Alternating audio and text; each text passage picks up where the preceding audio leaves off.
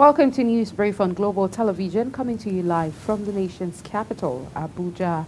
I am Queen Agaba. The European Union (EU) says access to justice and care for survivors of sexual and gender-based violence in Nigeria must remain a top priority of government and everyone. The Deputy Ambassador, European Union Delegation to Nigeria and ECOWAS, Zissimos Vegos, who stated this in Abuja during the 10th Network Conference of Sexual Assault Referral Centers, says the number of cases of SGBV that are prosecuted are few compared to the number of survivors. Vegos therefore called on the government to take ownership of the campaign against SGBV by allocating more funding and ensuring that sexual and gender-based violence at designated institutions have all it requires to address the needs of the people. He urged Nigeria to work towards tackling the menace of sexual and gender-based violence against women and girls across the country. Edo State Governor Senator Monday Okpebholo has announced plans to establish a commission of inquiry to address the protracted land dispute in Uke-Oroma.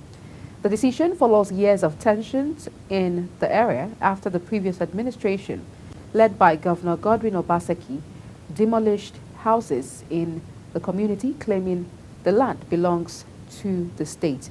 The government had insisted that the land was sold without proper authorization. In a statement issued by the governor's chief press secretary, Fred Itwa, Okpebholo met with community leaders, residents, and victims of the demolished structures in Benin City, the state capital. In business, the federal government plans to allocate a significant portion of its budget to debt servicing between 2025 and 2027, outspacing allocations for capital expenditure. This is based on the recently approved 2025 to 2027 medium-term expenditure framework and fiscal strategy paper, which projects debt servicing costs at 50.39 trillion naira for the 3 years, surpassing the 48.93 trillion naira earmarked for capital expenditures.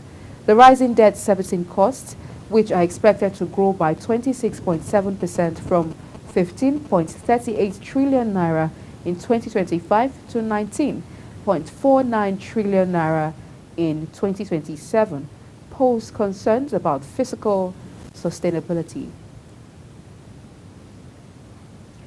The Yola Electricity Distribution Company has announced the commencement of the deployment of 1,880 prepaid meters to Band A customers under the Meter Asset Fund scheme. The initiative targets Band A customers who ceased receiving electricity subsidies in April and aims to ensure accurate billing and improved customer satisfaction. The distribution process, which has received approval from the Nigerian Electricity Regulatory Commission, includes 1,500 single-phase meters and 380 three-phase meters. Installation will be carried out by approved vendors from November 18th to November 30th, 2024. On the foreign scene, Canada has increased the permissible work hours for eligible international students during academic terms from 20 to 24 hours per week. Canada's Immigration, Refugee and Citizenship Minister Mark Miller stressed the intent behind the policy change, saying the change will give students more flexibility to manage their time and gain practical experience while maintaining their focus on academics. The decision builds on remarks Miller made in October 2022 when he emphasized the importance of work experience for international students. Paraguayan President Santiago Peña was hospitalized after falling ill while attending the G20 summit in Rio de Janeiro, Brazil. Paraguayan authorities made this known in a statement. According to them, the president was treated at the Samaritano Hospital in Rio de Janeiro due to an indisposition.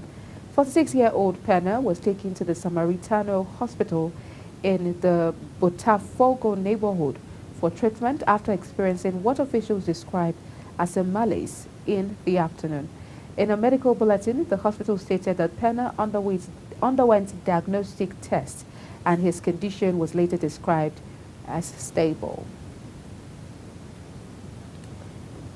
In sports, tennis great Roger Federer hailed his former rival Rafael Nadal ahead of the Spaniard's imminent retirement from tennis at the Davis Cup.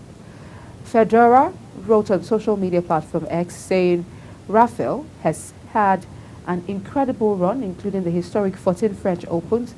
Retired Swiss star Federer and Nadal faced each other 14 times at Grand Slam tournaments, with Nadal holding a 6-3 advantage in finals. The Spaniard also had a 24-16 winning record overall in their 40 head-to-head meetings. And that's the news brief on Global Television. I am Queen Agaba.